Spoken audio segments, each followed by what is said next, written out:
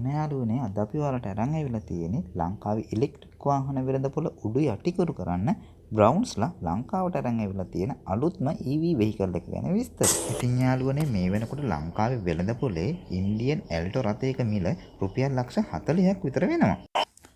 ඒ වුණාට බ්‍රවුන්ස්ලා අරන්ගෙන මේ අලුත්ම බ්‍රෑන්ඩ් නිව් EV වෙහිකල් එකේ මිල වෙන්නේ ලංකාවේ මුදලින් රුපියල් ලක්ෂ 45ක් විතරයි.